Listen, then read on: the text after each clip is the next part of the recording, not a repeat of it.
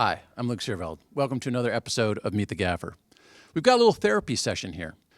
I'd like to talk a bit about it because, sometimes you have to work through the issues that you have on a job, and it's not always clear how things are going to go. So in a situation like this, we just have one light. We just have a top light. Well, if you've got two cameras and they're always moving and you're trying to get coverage of six people in a circle, that can be funky for how things end up in editing. So I've got some folks here. I've got two camera folks. I've got some sound folks, AC, and a grip. Operating with two folks, how do you go about that?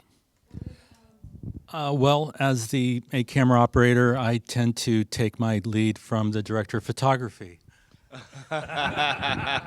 Nicely handed off. Yeah, this is a really simple situation. We knew that we're going to have to get a lot of coverage in a very short time.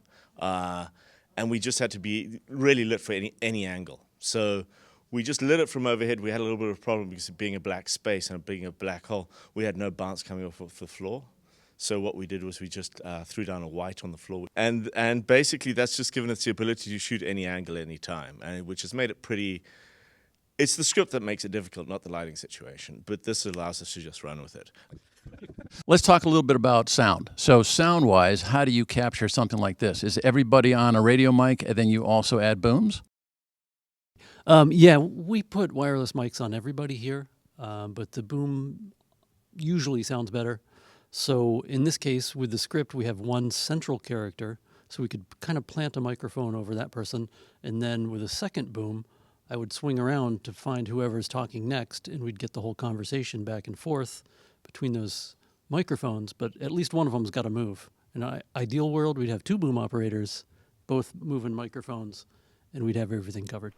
How did it work out for you in AC world? Well, shooting 360 everywhere and constantly moving, the operators say they want to shoot one angle, then within 5 minutes they're running around and doing a reverse. So making sure everything was wireless was pretty key to be able to do this, and also make it so we can do our jobs outside of this black box and not be wheeling our monitor stands trying to get out of everybody else's shot. And Ernie? Well, yeah, the lighting situation is very simple. It's the 5-foot dome that then you added your skirt to, and then I added an 8-foot by 4-foot deep skirt around that. And then after that, I added 6 or 20 bys to make a 30 by 30 black world. So it was a box within a box within a box. Very simple gripping, not a lot to do, but very fun. And then just for a little eye light and a lift, just a little bit of a, ultra bounce material on the floor. Made it look really good. And now I'm going to go back to sleep. Thank you. All right. Okay. So actually, it's a Nanlux Dyno 1200C that's just coming straight down into a DOP Choice 5-foot lantern. And this is like the perfect situation. We rolled up the outer sides of that lantern just a bit and then brought this teaser down with the Duvetine.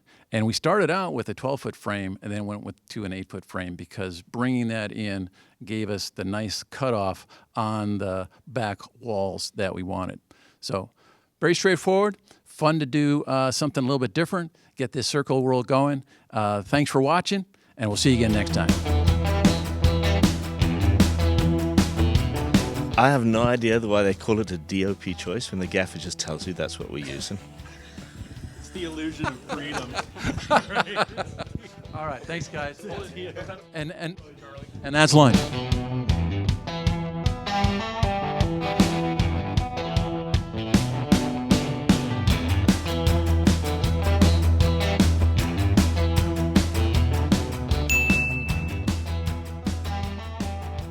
On paper, it seems like 6 20 by solids would be enough to make a 30 by 30 black box.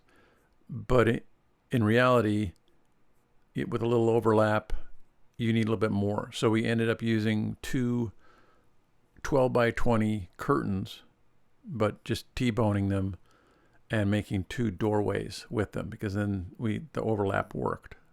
Because we had started with a 12 by around the lantern, we kept 2 of those 12 by rails and then just lashed the 8 by to it.